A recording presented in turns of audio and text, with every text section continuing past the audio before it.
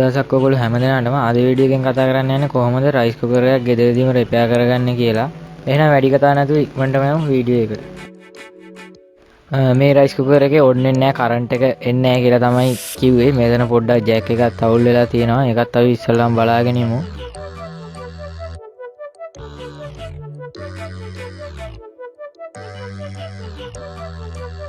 හරි, ඉස්සෙල්ලාම rice cooker එක ගලවගෙන ඉන්න ඕනේ. ඉස්සෙල්ලාම කරන්ට් එක එන්නේ නැහැ කියපු හින්දා අපි ඉස්සෙල්ලාම පවර් එන තැන ඉඳලාම චෙක් කරන්න පටන් ගන්න ඕනේ. මෙන්න මෙතන ඉඳලා තමයි චෙක් කරන්න පටන් ගන්න ඕනේ.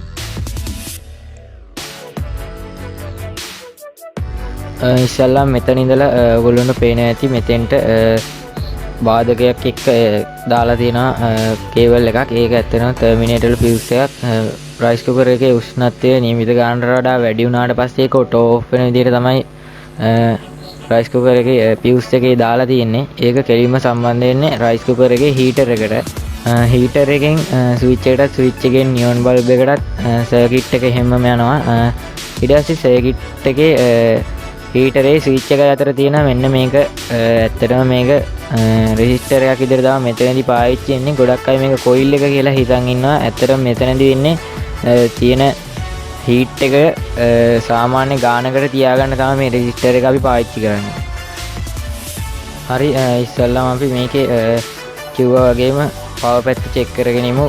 සප්ලයි එන තැන, ඒ කියන්නේ ෆියුස් එක තමයි ඉස්සල්ලාම චෙක් කරගන්න ඕනේ. මල්ටිමීටරේ ඔයගොල්ලෝ දැක්ක විදිහට ඩයෝඩ් මෝඩ් එකට දාගෙන ඉස්සල්ලාම මේක චෙක් කරගෙන ඉමු.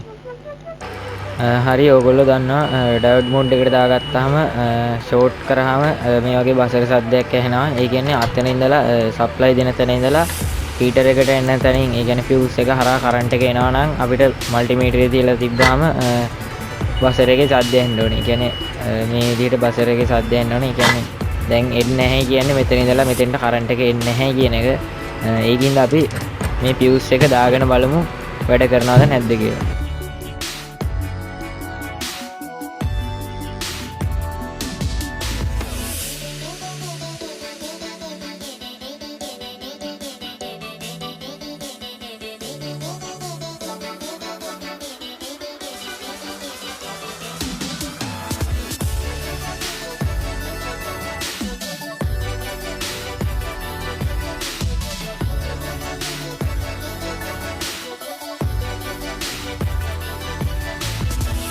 ෆියුස් එක ගත්තොත් මේකට කියන්නේ ටර්මිනේටර් ෆියුස් එක කියලා. මේකෙත් අනිත් ෆියුස් වල වගේම සුපුරුදු විදිහට වෝල්ටේජ් එක ඇම්පියර් ගානක් ගහලා තිනවා. වෝල්ටේජ් එක මේකේ සඳහන් වෙලා තියෙන්නේ 250යි කියලා. ඇම්පියර් 10 කියලා තමයි මේකේ සඳහන් වෙලා තියෙන්නේ. ඊට පස්සේ මේකේ අනිත් ඒ වගේ නැති ස්පෙෂල් දෙයක් තියෙනවා. මේකේ සෙල්සියස් අංශක 216 කියලා ගහලා. ඒකෙන් කියන්නේ මේකට 216ට වඩා හීට් එකක් මේකට දරා ගන්න බැහැ කියන එක. ඒ කියන්නේ රයිස් කුකර් එකේ නියමිත හීට් එකට වඩා වැඩි වුණ ගමන්, ඒ කියන්නේ සෙල්සියස් අංශක 216ට වඩා වැඩි වුණ ගමන් මේක ඔටෝ කට් කරගන්න විදිහට තමයි මේක නිර්මාණය වෙලා තියෙන්නේ. ඒ කියන්නේ රයිස් කුකර් එකේ ප්‍රොටෙක්ෂන් එක පැත්තට තමයි මේක සම්බන්ධ වෙන්නේ.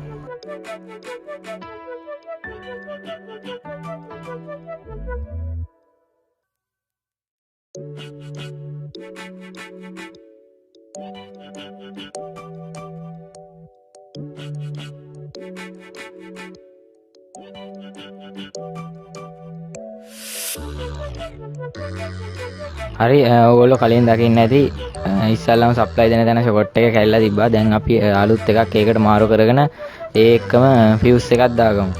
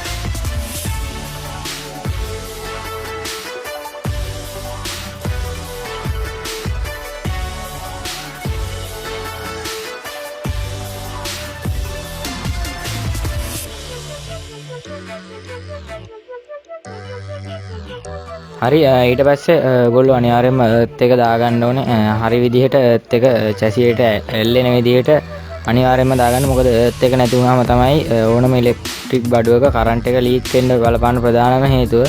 ඒකින්ද ඔයාලා අනිවාර්යෙන් එර්ත් වයර් එක හරියට චැසියට එර්ත් වෙන විදිහට හදාගන්න.